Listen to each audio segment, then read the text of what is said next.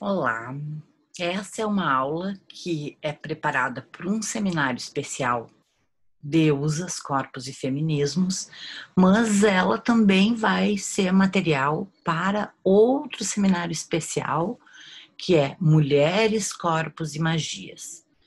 Então, esse primeiro seminário especial, né, ele vai trazer mais uma aula sobre feminismo.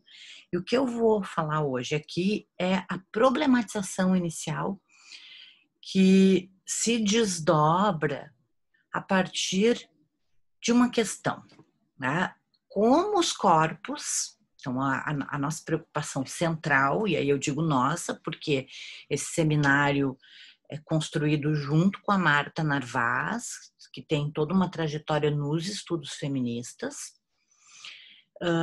O próximo seminário vai ser ministrado interinstitucionalmente com a professora Dinamara Feldens, da Universidade Federal do Sergipe.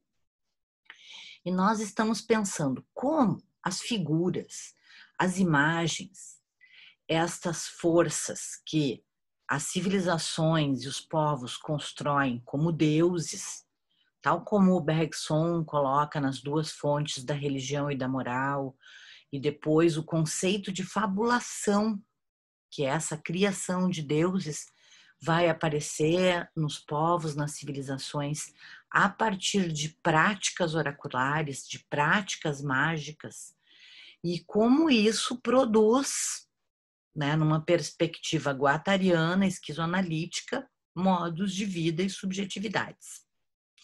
Então, os três livros principais desse seminário, eles seguem o seminário sobre H-Educação e partem dos textos ensaísticos da minha tese, que estão publicados nesse livro, H-Educação, Arte e Filosofia da Diferença, que defende uma educação com a arte, mas de um ponto de vista ou de uma perspectiva do transe dionisíaco e das forças venusianas, ou seja, femininas, e tanto Dionísio quanto Vênus ligados ao corpo e às forças que o corpo, que os corpos, né, trazem para a sua própria vida e que extrapolam, né, junto com o Guattari, especialmente no livro Caosmose e no livro Três Ecologias, extrapolam uma subjetividade capitalística de consumo, uma subjetividade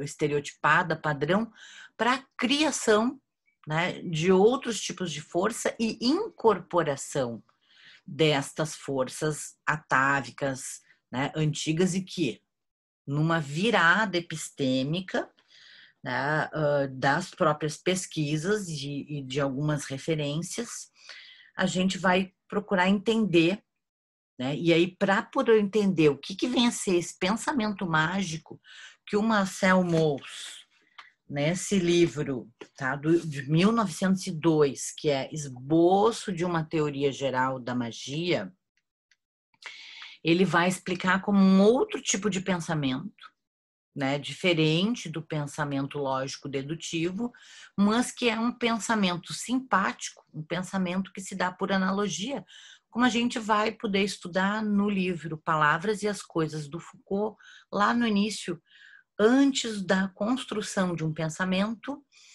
estruturado, classificatório pela Idade das Luzes, né, a partir do Barroco do século XVII. Então, o que veio antes? Tá?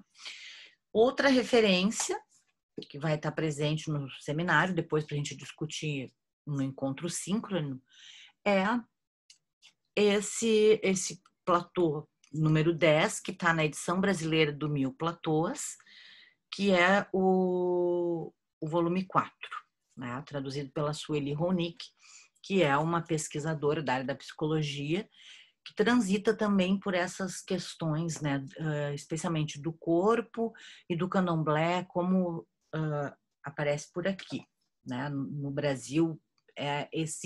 E aí uma palavra-chave, que também nós estamos começando a estudar, que é o sincretismo, né, e os autores saem da filosofia da diferença e nós vamos ter que buscar esses autores do início do século XX, tá? Que eu, como artista, desconheço, que é o André Lerroy-Gourhan. Lerroy-Gourhan é bem citado pelo Deleuze, Guattari no Mil Platôs.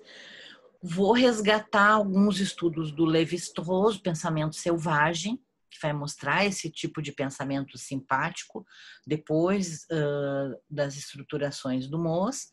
O Bronowski, o Evans Pritchard, Walter Burkert, Bronislaw Malinowski, todos esses, para mim, autores não muito familiares, que estão nas notas de rodapé dos Mil Platôs, ou o Guattari leu para pensar a heterogênese e buscar essa involução, né? Não negando um pensamento dedutivo, mas compreendendo uma outra forma de pensamento relacional, simpática, né? Onde as estruturas, as forças da natureza são análogas às forças dos corpos humanos e também, né, de como isso é ancorado por figuras.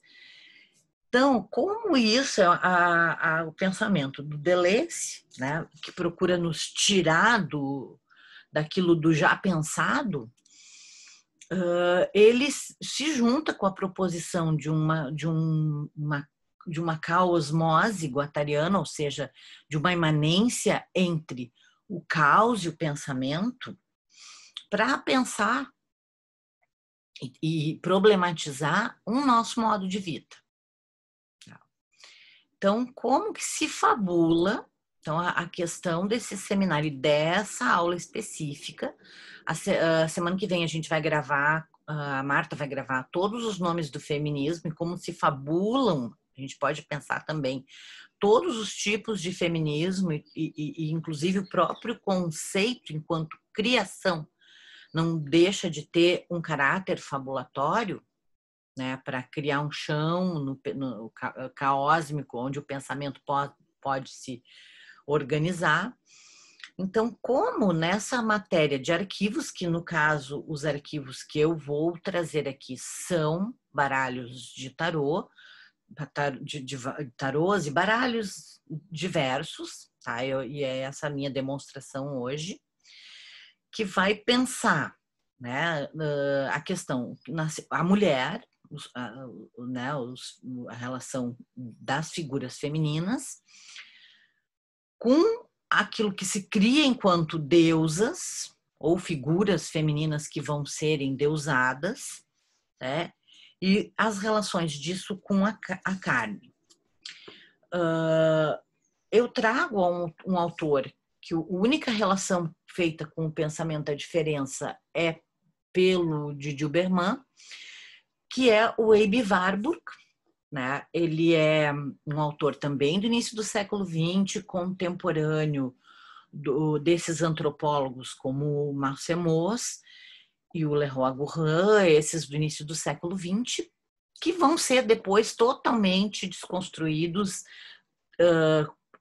com Deleuze, o Guattari, o Foucault, pelo Eduardo Viveiros de Castro. Então, Metafísicas Canibal também é uma referência, né, para repensar e modificar um pouco alguns preceitos, né, alguns axiomas do pensamento Foucaultiano, dos dispositivos Foucaultianos, desconstruindo esse dispositivo né, nas suas linhas de subjetivação, via criações que são as imagens desse arquivo de deusas, de figuras femininas, que é a pesquisa que eu estou encerrando. Então, essa aula, ela entra na constelação de imagens do Aby Warburg. É interessante que a capa desse livro seja um corte da Vênus do Botticelli, porque um dos arquivos que eu tinha selecionado para demonstração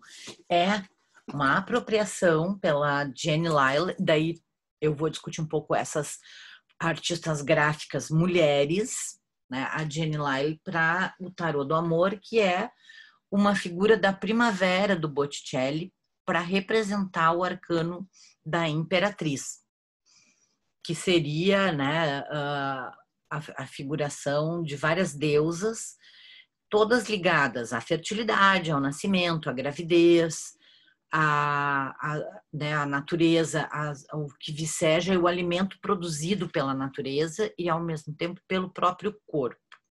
É o arcano 3, então eu começo, e daí, por que isso se torna arcano? É uma mistificação, né, do século XVIII, mas arcano quer dizer algo difícil de explicar. E é nessa dificuldade de uma explicação lógico-dedutiva que a arte opera, que a arte funciona ou não funciona. E aí, pensando, agora elaborando uma nova pesquisa, onde o tarô é um dispositivo relacional que envolve as figuras e envolve o pensamento mágico simpático, por uma questão de projeção e abertura que a imagem vai produzir para o pensamento, e aí a imagem, mesmo que ela seja pronta, ela vai permitir um voo, uma construção e uma desconstrução do próprio clichê, do próprio estereótipo que eu vou incutir na imagem, por exemplo, já que eu comecei com a mãe, tá? Então, aqui as referências usadas eu não vou deixar aqui para não me atrapalhar. Vou para lá. E eu vou partir, então, para essa demonstração, tá? Que para o Aby Warburg, o conceito que interessa para o Aby Warburg é o engrama. Tá? O engrama é exatamente isso que eu consigo delinear em forças como algo que vai sobreviver dentro de uma imagem. Aberto, não fechando um significado, mas sim criando relações. O Atlas Mnemosyne do Aby Warburg, não vou conseguir alcançar, tá? Você não tem noção o que é aqui em volta para fazer uma aula. Estou gravando logo o que é um semestre remoto. Não é aquela mesa na frente dos alunos, né, onde os materiais se dispõem em roda. Aqui é tudo enquadrado, pequeno e então, não consigo pegar o Atlas Mnemosyne, mas é uma referência, tá? Depois vocês procurem em aulas. Eu tive agora, a querida colega Paula Ramos me mandou imagens de uma exposição que está acontecendo em Berlim, que reproduz as pranchas do Aby Warburg, que é essa, né, a disposição de imagens que conversam, que têm relações, e essas relações são feitas pelo historiador e pelo pesquisador. E no nosso caso, o quanto essas imagens, pelos rituais afro-brasileiros e xamânicos, se ancoram, né, no que na Umbanda vão dizer o cavalo, como essas forças vêm para o corpo, né, e como o corpo sente tudo isso. Essa é a questão, né? Talvez ela não seja explicada, mas experimentada performaticamente. Então entra uma grande discussão que o Viveiro de Castros traz, que é a performaticidade, né? Então alguns conceitos, como o engrama, ainda vão ser deslindados, né?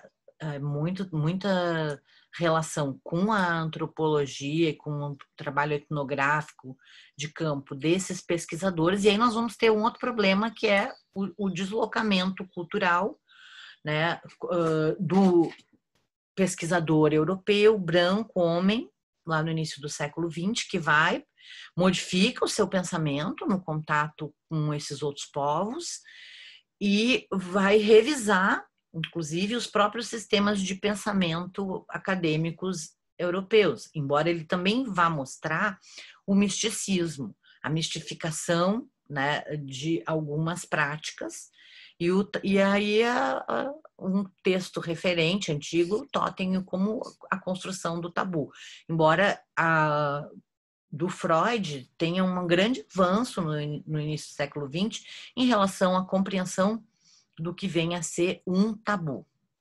Tá? Bom, vamos começar. Então, eu vou começar com o tarô de Marsella, né? Então, as duas primeiras figuras femininas, que são representações sociais, tipológicas, que vêm, tá, mudar um pouco as mnemotécnicas, as representações figuradas lá do final da Idade Média. Eu não vou mostrar aqui o tarô do Andrea Mantegna, né? Mas assim, na linha das 10 figuras que representavam a sociedade no século XV, não há mulheres, né? As mulheres estão representadas nas virtudes, nas disciplinas do conhecimento, nas artes liberales, até porque na figura da Sofia, da sabedoria, né, que é a figura, depois ela aparece na Carta do Mundo, né? E o tarô de Marsella, ele é uma reprodução de uma forma de organização, tá, de mnemotécnicas, que vai misturar, né, também as cartas árabes, os naipes, que são estratégias de aprendizagem de contagem e matemáticas, né, recursos, originalmente recursos didáticos matemáticos para contas, e as figuras, sim, que trazem reapresentações de forças como as virtudes, as disciplinas do conhecimento, os planetas e, por consequentemente, os deuses romanos, incluindo a Vênus e a Lua, né, Afrodite e Diana, e a estrutura social ela é do mendigo ao papa, que está acima do imperador, naquela estrutura. Todos são homens, o artesão, o cavalheiro, né? Então essas figuras que vão derivar da corte.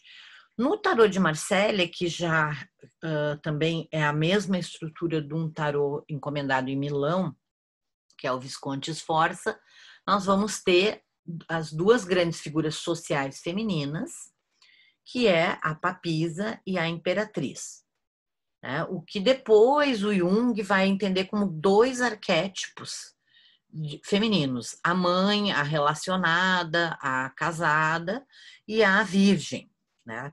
Lembrando que o conceito de virgem, até muito recentemente, até a promulgação do dogma da Imaculada Conceição em 1850, tá?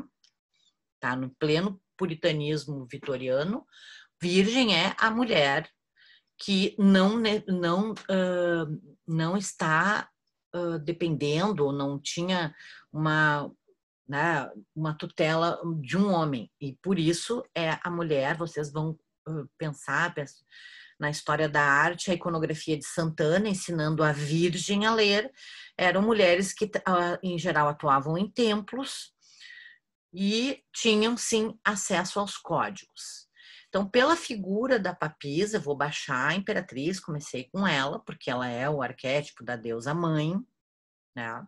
Essa questão das coroas já é outra, né? Tem essa toda a heráldica medieval aí na coroa.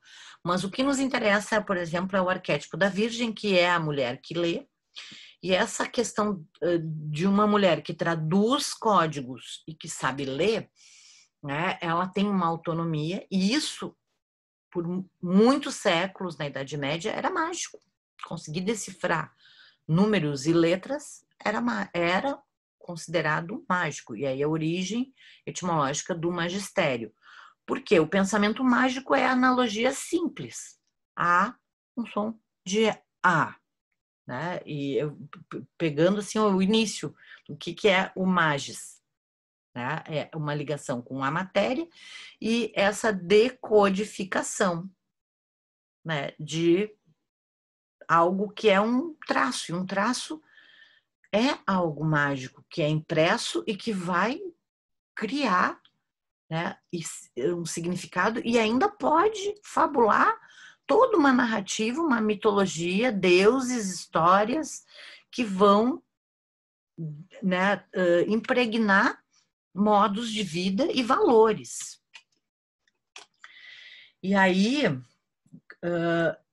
eu vou trazer dois tarôs que marcam o século XX e que saem do registro dos naipes de Marsella, o primeiro, e o que nos interessa. O tarô de Marsella, esse aqui é uma edição do Paul Martin, tá? Que é uma das mais conhecidas. Estou atrás da do Jodorowsky, que é uma compilação de todos os padrões dos diversos tarôs de Marsella impressos desde o século XVII até o século XX. E esse aqui é um dos que reproduz os clássicos, né? Eu trago as rainhas, que vão aparecer a partir das cartas de corte, né? Então são 4 rainhas e depois vão aparecer ainda mais 4 princesas no lugar dos valetes. A temperança, que é uma virtude, a força e a estrela, que seria uma das virtudes, elas aparecem com outro tipo de figura, né? A fortaleza, iconograficamente, ela também tem a torre como uma representação iconográfica, porém, aqui ela é a mulher que abre a boca de um animal selvagem, de um leão. A esperança, que é a estrela, já se torna uma mistura das mnemotécnicas astronômicas, e a temperança, que é uma virtude que sempre aparece, né, angelicadamente. Então, são figuras femininas no tarô, entre os trunfos, né, que são figurações dentro de um baralho que misturava também os números. O Edward Arthur White, né, que é um ocultista, um místico, um estudioso na esteira romântica do Egito, né? Esses românticos, eles mistificam e romantizam a antiguidade, a Idade Média. Ele desenha, né, os naipes, ele cria figuras nos naipes, mas quem desenha não é o White, ele idealiza isso. Quem desenha é uma mulher chamada Frida Harris, né, que inclusive, e aqui tem a questão mais ocultista, né, esses pilares, né, o Yin e Yang, Jochen e Boas, estão ligados aos templos de Ísis, que seriam as duas forças, né, as duas polaridades e tal. E aí a figura da sacerdotisa, aqui, embora esse baralho seja já editado no século XX, ela aparece travestida de Ísis, né, porque já existe toda uma mistificação em relação ao Egito. Embora ela tenha a cruz do cristianismo, né? Então tem essa questão também dos sincretismos das grandes tradições religiosas, cristãs, islâmicas, embora a lua iconograficamente seja ligada, né, à Nossa Senhora da Conceição, que é um culto popular, né? A gente pode fazer uma relação com a sacerdotisa e os cultos marianos, tá? Esse aqui foi o Gabriel Torelli que me trouxe da França, então são várias Marias, porque a Maria Virgem, aquela mulher que sabe ler, que é casada e não é, que tem um ancião, né? Então todos os sofrimentos, toda a iconografia, desde a piedade, dos sofrimentos, a mãe, né? E isso está no marianismo popular, isso é a minha atual pesquisa, que a gente vai fazer essa relação da deusa com o culto mariano que a igreja não controla, porque ele é muito maior. A igreja se chama de mãe para poder absorver esse culto que é, né, a devoção à natureza, à mãe e à força feminina. Então tem uma relação de empoderamento feminino no culto mariano popular durante a Idade Média, durante a perseguição às bruxas, e também toda uma questão sincrética europeia que depois vai chegar, né, na colonização brasileira, nos cultos afro-brasileiros. O segundo tarô é o tarô do mago e tal, toda uma figura, né, bem polêmica, que é o Aleister Crowley, que foi desenhado pela Frida Harris. Então, ele segue um pouco a tradição do Edward White, tá? O tarô do Crowley. E eu vou ficar aqui com a carta do mundo, tá? Que ela reedita, e esse mundo é desnudado, o véu da dançarina. Então, também tem uma mística com todos os véus e os próprios passos da dança do ventre. E aqui a dança, o véu da dança se torna uma serpente, né? Porque é um tarô, ele tem todo um estilo Art Deco, assim, né? Aqui nas bordas. Deixa eu ver se consigo mostrar o Art Deco aqui da borda, enquanto que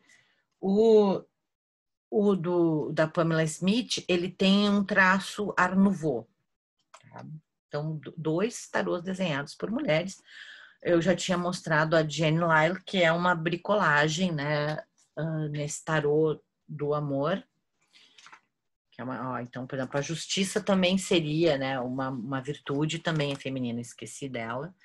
Então, é uma bricolagem de obras clássicas que ela traz, né, fundos e ornamentais. É muito bonita. Eu não tenho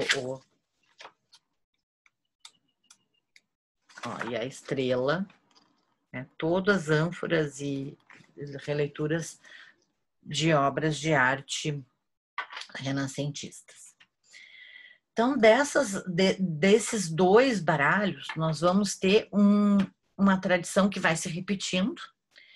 E aí vão aparecer baralhos, tá? Eu vou trazer 2 também desenhados por mulheres, que esse aqui, então, 2 baralhos que são específicos para pensar a força feminina fabulada. Tá? O primeiro é esse, desenhado pela Mara Friedman, que é o tarô da deusa tríplice, que eu estou estudando porque ele tem estas cartas aqui, que são cartas que seriam para os chakras, que tem esse diagrama ogival, cuja essa é explorado, né? Está na carta do mundo, é a forma da vulva, e esse diagrama e as figuras estão dentro do diagrama ogival. E estas figuras, então aqui são os 7 chakras. Esse é o chakra sexual. E tem a ver com com o inventário de virgens vulvas, que eu já tenho publicado ele, vários, eu posso botar os links depois aqui nos comentários. Né? E aí eu paro o desenho da Mara Friedman, que tem toda uma estética, né, que meio kit, meio até em alguns aspectos camp. Esse aqui tem entre várias figuras, ele não tem a ver com o tarô original, mas entre várias figuras femininas, né?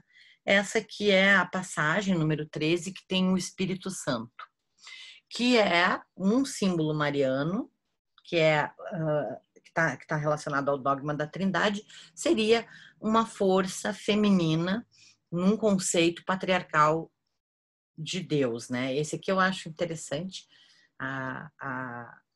que é rosto, é uma desrostificação e ao mesmo tempo rostifica as flores numa espécie, né, de cabeça, que não é um rosto e tem uma forma antropomórfica, né?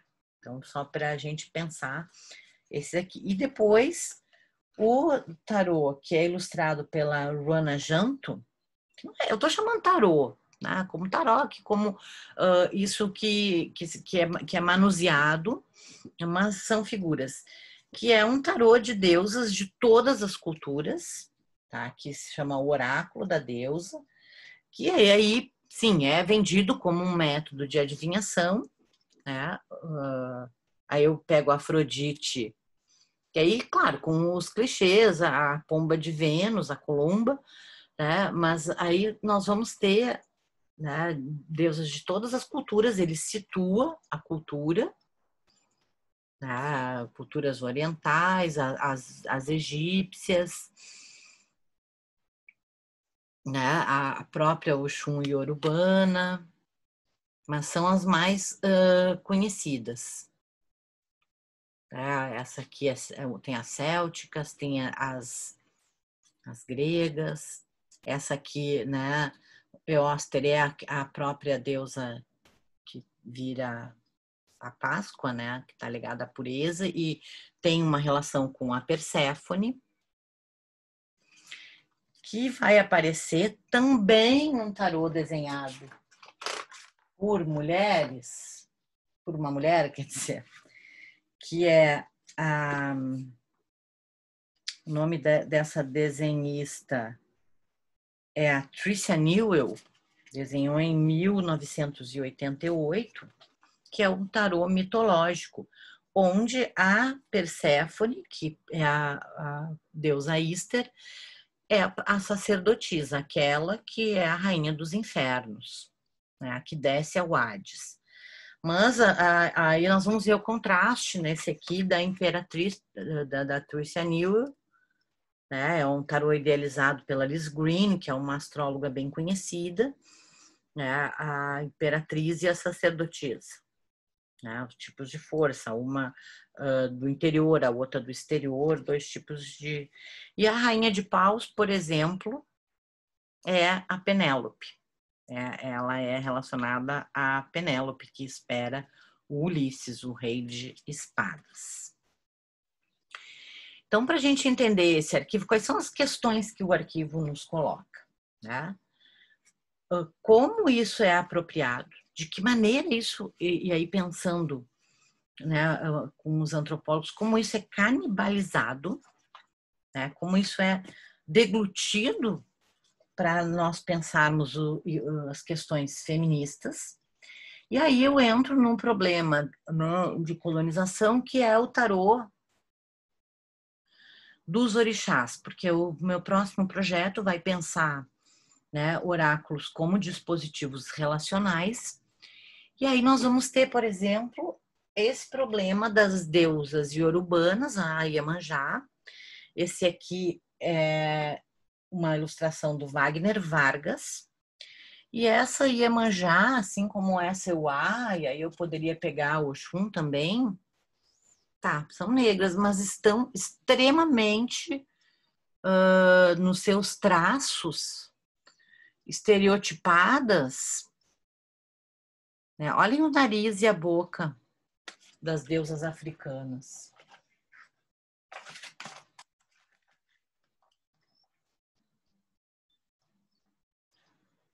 Isso é uma mulher iorubana, Nagô? Tá? Então, é essa questão, né, da colonização da imagem. E aí a gente tem o Ademir Barbosa Júnior, que é um autor cujo o tarô de orixás dele, que é desenhado pelo Miro Souza, já tem uma outra proposta. Então, por exemplo, a Nanã, tá? Aqui a Iemanjá são imagens mais abstratas, né, que não vão ter necessariamente, né, um embranquecimento nessa imagem aqui. Isso, né, a gente vai fazer vai ter um olhar mais crítico aqui. O Oxumaré, que não é um orixá feminino, né? O Oxumaré é feminino e masculino. Esse aqui é o Lobo Nedé. E ainda eu tenho outros tarôs que não dão a autoria das ilustrações, né? E aí então há também essa questão do como o produtor, aquele que faz a imagem, o visual apaga. E esse aqui é um tarô que tem apropriações de todas as imagens, inclusive tem uma imagem que é a do Wagner Vargas, ela está aqui, do desenho do Wagner Vargas. Esse aqui ele vai se apropriando e fazendo uma bricolagem, não tem É um tarô de flora, né? Vendido aqui no Rio Grande do Sul, chamam flora. Ele é... Então, assim, tem ilustração de todos os tipos, né? Então, é muito interessante. Então, pensar como que há essa apropriação, como que essa imagem subjetiva e como ela vai ancorar forças e discursos, tá? Então, as deusas, que também são mulheres, e futuramente a gente vai entrar mais na questão do devir mulher, que também está nesse platô 10. E como, né, isso dentro das violências que o pensamento nômade da diferença produz, quer dizer, nos tirar do senso comum, ao nos tirar do senso comum e nos ancorar numa figura, o que tem de novo aí? O que nos desestabiliza pensar essas apropriações, né? E isso que acaba sendo chamado de arcano. Tá? Então, fica aqui as questões para a gente começar. Semana que vem, tipo segunda-feira, nós já vamos estar com a aula da relação dessas imagens, né? Como isso vai aparecer depois o discurso da mulher, da mãe, da mulher emancipada, da mulher letrada nos feminismos, né? E como tudo isso, todas essas figuras vão pensar corpos, o corpo recatado, o corpo desnudo da estrela, né? Como isso, o quanto isso chega no tabu, a nudez, e como, né, as deusas se constroem, se aparecem, olhem a Iemanjá aqui. Nas ilustrações da Mara, não, essa não é da Mara Friedman, essa é a Rana Janto. Como se constroem esses corpos, com que marcas, com que traços e com que o grande problema que está no livro da minha pesquisa lá do mestrado das princesas, com que estereótipos físicos. Então é isso, esse é o início, tá? O seminário ele foi super mal divulgado, eu não sabia nem que ele poderia existir, tá? Fica a dica do Abe Warburg, para entenderem, as pranchas teriam que olhar. Eu mostrei algumas pranchas do Abe Warburg na aula das emblemáticas e tarôs do seminário especial o Breviário dos Sonhos e os Caprichos de Goya. Então tem uma aula que quem quiser assistir tem relação com alguma, né, com o início disso que eu estou pesquisando. E fica o convite aí, quem quiser, ainda dá tempo de se matricular. Muito obrigada.